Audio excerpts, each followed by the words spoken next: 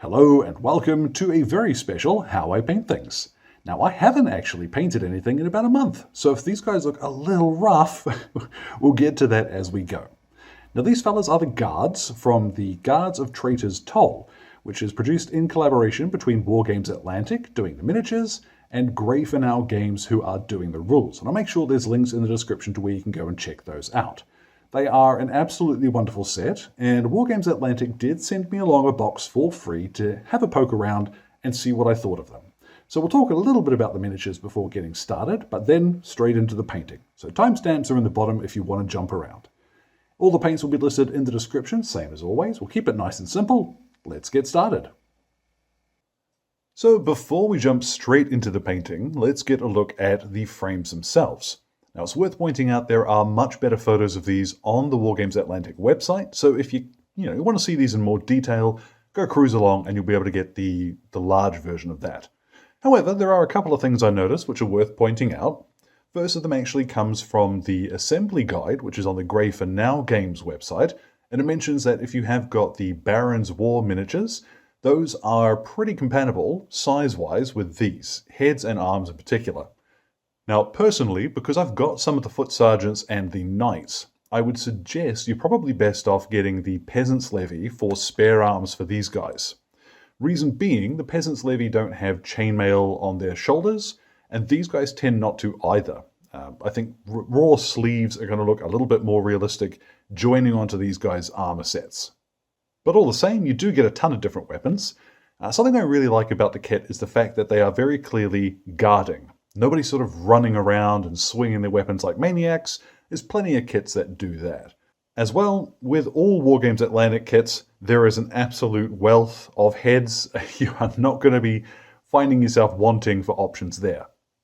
Now, one thing that did stand out to me is when I was popping an arm here on the female body that's on the frame here, the left arms have a slightly larger join. I've found that it doesn't quite sit naturally on her left side. There are a couple of right-hand arms which are very clearly designed to fit with her. You'll see them on the sprues, but the left hands weren't quite doing it, which is where these tiny little bits of armor up on the top here, it didn't occur to me until a little bit later. Yeah, just chuck one of those over the top. You won't see the join, and the hands and what have you are proportionate. They'll work fine. So, really cool range of weapons. And the other thing to bear in mind too, which I noticed only in going and checking out the Traitors Toll range, is that a warband or a group, whatever you want to call it, is a captain and 5 guards. Well, that's on one frame. 6 miniatures, easy as. So in a box of 24, you've actually got enough for you and 3 mates, or you do want to make a whole bunch of them yourself, you've got 4 warbands in a box. That's pretty funky. I think by swapping around some of the weapons options and looking into other kits to broaden those out a bit, you'd also have a very cool, say, Mordheim or one-page rules force, anything like that. Role-playing miniatures, these are great. These are going to have a lot of use beyond just Guards of Traitors Toll. So, how do they paint up? Now, another quick point of assembly is that the weapons and shields and what have you, the length of the arms are designed so that weapons and shields will reach the bottom of the feet.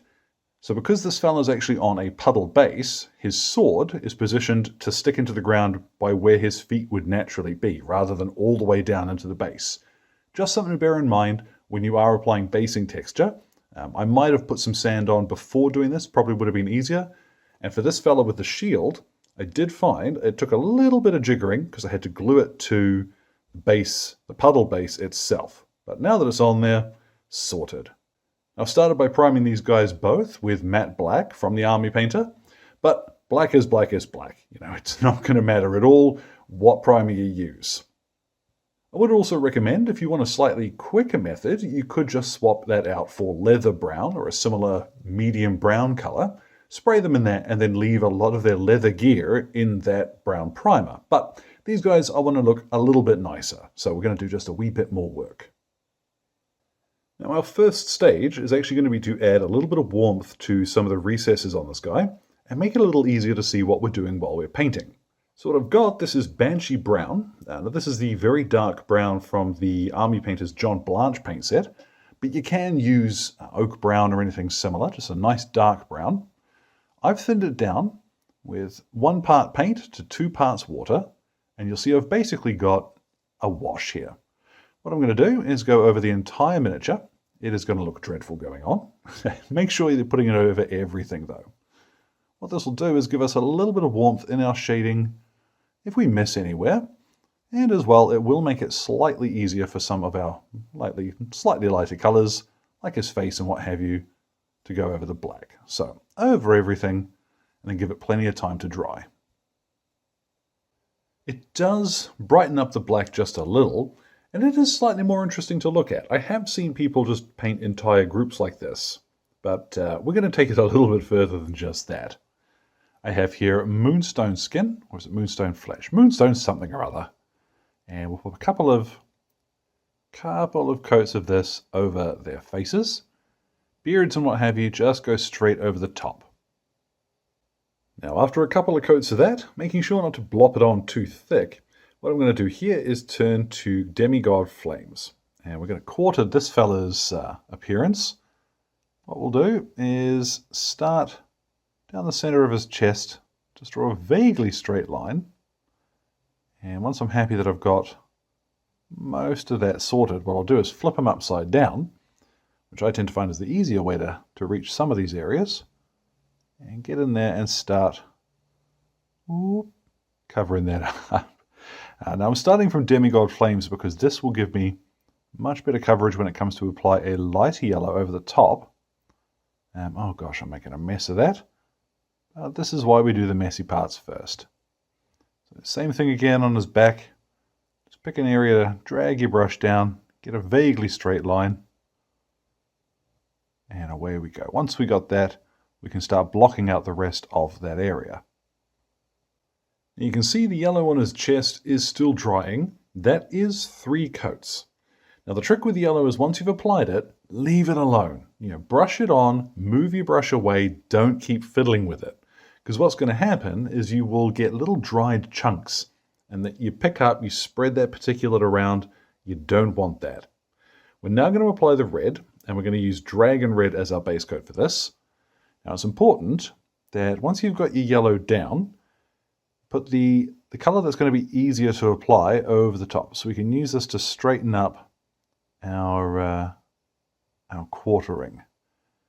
So after a couple of passes there, I'll spread out a little on the bottom part of his tunic. And same thing again, because I have spread my yellow out a little bit further across the top there than through center. I can just go over it with the red to get that a bit straighter and then apply the rest. Now Dragon Red, hopefully I'll only need a couple of coats of this rather than the full 3, but we'll see in a moment. Now this fella, once he's all settled up the way I'd like, I'm going to pop him aside and we're going to turn to our captain. Now this guy I'm going to paint like one of the other fellas on the box, well similar to. I'm using here, this is Templegate Teal. Luckily we're just going to do the one color for all of his gear. So this will cover pretty well, as you can see. But over all of the bits of his tabard, I want to be green. Here we go, quick coat of this. Now, by contrast, that green went over with 1 coat. So yeah, there's still going to be a couple of bits which are slightly easier depending on which colors you choose. So what I'm going to do is stick again relatively close to the box art, and I've got here deep gray. What I'm going to use this for is sleeves, trousers and such like that. Anything which isn't going to be, colorful fabric. There's not very much of this to do. You can see how that starts tidying up the miniature rather nicely, but there is one step. Oh gosh, I wish I had done earlier, and so this is the value of watching the whole video through before you start following along. What I've got here is Paratrooper Tan, and I am going to carefully get in through between his legs. I want to paint the back of the shield with this, basically. And this would have been much easier to do it before having painted the yellow and the red and all that carry-on, but you can still reach. And luckily, if I make any mistakes with this stuff, it's relatively light, so having to paint over it won't kill me. Now that's not perfect, but I'm honestly not too fussed. What I'm going to do now is go back to tidying up the shield, which I should have done at the same time as his clothing. Whoops. Okay, that's now finally what I should have done in the first place. That'll do. What I'm going to turn to next is heavy metal. Now, this is a nice dark silvery color. Again, this one's from the John Blanche set as well. But you could use gunmetal if you fancied. It's really, I just want a darker start. So, unsurprisingly, I'm going to paint over all of the metal details with this. Up around the mail and what have you, just take your time as you come near his face. But yeah, this bit is much easier. Now I tend to find it's useful to lay down a little bit of that over anything that's going to be gold or bronze later as well, particularly on any cross guards and stuff like that. Just works really well. For this fella, obviously you're not going to have a cape on many of you guys, but because I've got a green sort of base to him, what I'm going to do is turn to Blanched Berry, which is a nice deep burgundy color. And with a name like that, you may not be surprised that it comes in the John Blanche set as well. Anything you like with this works perfectly well, but I have previously painted an Inquisitor with a very similar color scheme. I really like how she turned out, so I'm sticking to what I like. Now for any leather bits, you could turn to leather brown, but instead here what I'm going to use is Dryad brown. It's got a slightly reddish warm tint to it that I really, really like, and when we shade over it, it's going to work perfectly for our leather. So gloves, boots, any little bits like that. Quick blast of this will do the job. Now for the leather belts on this guy, what I want to do is to kind of cut him in half, using here a very dark color. This is ironclad grey, and it's almost black. And I'm going to go over this. So instead of having one long, straight figure, by using a nice dark color like this, we're going to essentially cut him in half, and that quartering is going to look a little bit more realistic. Now, at the same time as I'm doing his belts, I'm also going to use this ironclad grey to paint any bits that are going to be black. So having managed that, what I'm going to do is put this fella down. I've used the grey on this dude's face, on his beard there, but for his belt, what I'm going to use here, this is oak brown. Now this is a nice dark, but slightly reddish brown. So where with the other fella I was using the belt to cut him in half, what I want here is to introduce a little bit of warmth to what is otherwise quite a dark, ordinary color scheme. So his belts, I want to be a bit more vibrant, not so much so that they super stand out, but enough that there's a little bit of color on our guy here. Now, something that I had inadvertently done off camera was to paint this fella's hat and his feathers in with leather brown. And the leather brown I also used for the beard on the other guy. But what I'm going to do now is use ancient stone on anything that's going to be white. This will cover pretty well, especially over the leather brown. But if you do need to come back and give it a second coat, no big worry there. Now the last of the base coats I'm going to apply, this here is Emperor Gold. Now I'm using this one in part because if you've used all of the other John Blanche colors that I have, you've probably got the set. And I like this one because it's quite similar to True Copper, but without being quite as rich. Now, this is a little bit desaturated by comparison. Now, you can, of course, just use True Copper if you prefer, but I figure if you've got this, might as well use it. Now, once I'm finished adding these little flashes of color where I want them, what I'm going to do is, any last minute, tidy up and get these guys ready for a wash. Now, once you're satisfied with your tidy up, it's time to mix up your shade. Now what I've got is 2 parts of strong skin shade and a little well here to 1 part of speed paint medium. So 2 drops of shade, 1 part of medium, because I want to thin down the color just a little and I want to change how it flows. I want it to be quite fluid.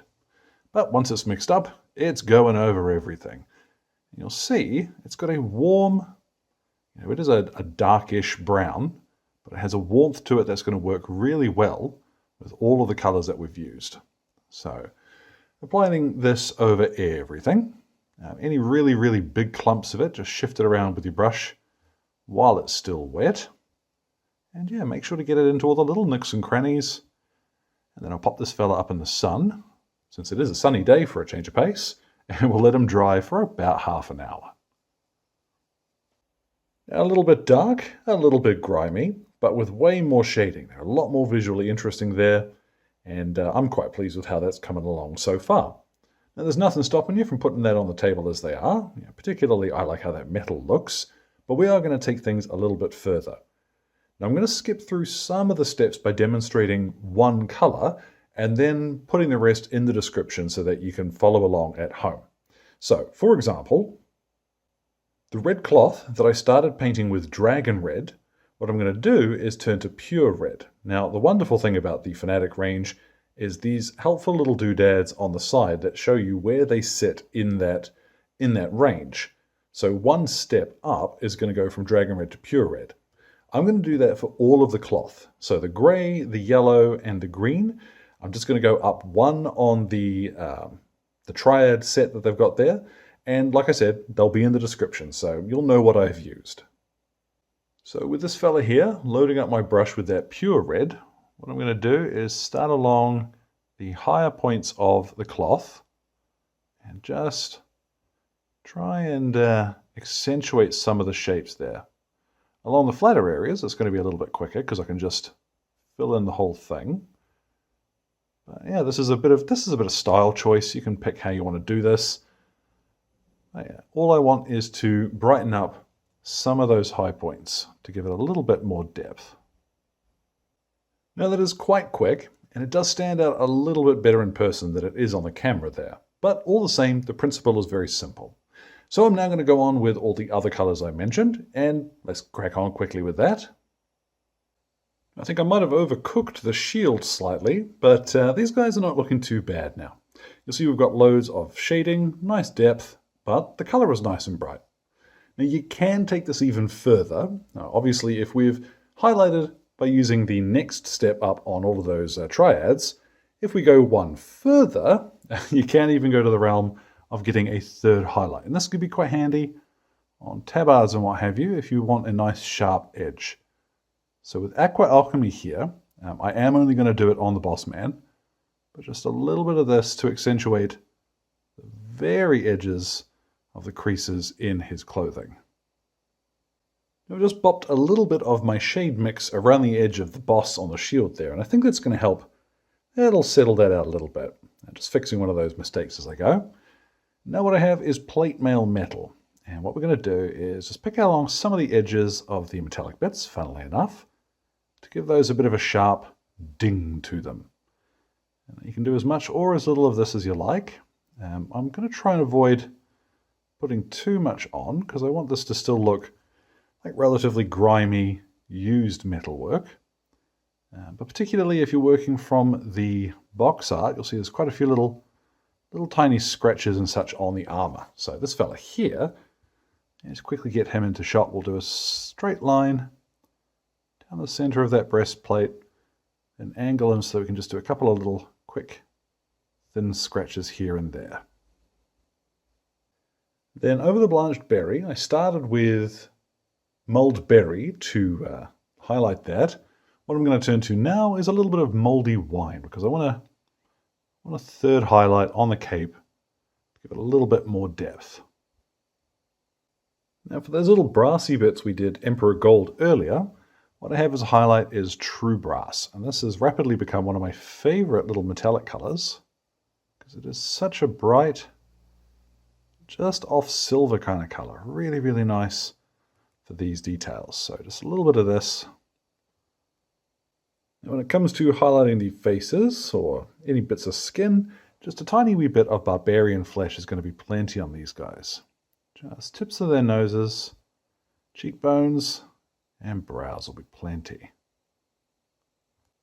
And then the last thing to do will be to highlight that white. Now I'm not going to use a pure white here, I'm actually going to use brain matter beige. Reason being, I tend to find a true white, especially in like fantasy themed stuff, to just be a little bit bright. Brain matter beige is close enough. So once I'm finished with this, what I'm going to do is let these fellas dry, take them outside, hit them with a matte varnish, and I'm going to use the Color Forges matte varnish spray for that. Then I'll pop the base on them, and the recipe for that will be in the description. So let's get a look. Oh goodness me, I am making... Can you tell I actually haven't painted anything in a month? So yeah, let's get a look at these guys once they're all finished. And so, there at last, our guards are complete. And I think this really goes to show one of the things that I really like about the Army Painter range. Those flexible triads, with 6 paints, and in some cases now 7 paints in them, they do actually remove the guesswork from, how should I highlight, what could I use next? It is really nice to be able to just look at a range of 6 paints and go, bing bang bosh, I know what I'm going to base, layer, and highlight with. Now, I have mentioned before that obviously mixing in a little bit of ivory to most colors will give you a very easy highlight color, but if you don't mind, you want to build a pretty impressive collection of paints, then you can certainly do worse. I think those are super useful to have. Now, I can spot 1 or 2 places where I wish I'd been a little bit more careful. It does stand out that I haven't actually painted anything in about a month since setting off on holidays, so I'm a little out of practice. I think that shield definitely shows where, that could have been smoother. But that as well goes to show the value of keeping your arm in. I might have, the technique down, I know what I'm doing, but I'm a little out of practice, and it does show. So, keep on painting yourself too. So again, thanks go to Wargames Atlantic for letting me have a box of these guys. I have had an absolute blast assembling and painting the guards, and as well to Exit 23 Games for the light and sound equipment, as well as all of my wonderful patrons who are keeping me ticking in paints and glue, which includes my gorgeous producers who are showing up on screen now. Thank you very much for your support, folks. I mean it every single time. Now, any questions or anything, feel free to drop them in the old comment box below. My Instagram and Blue Sky are both linked down there too. So, thank you very much for your time, one and all, and you all enjoy the rest of your day.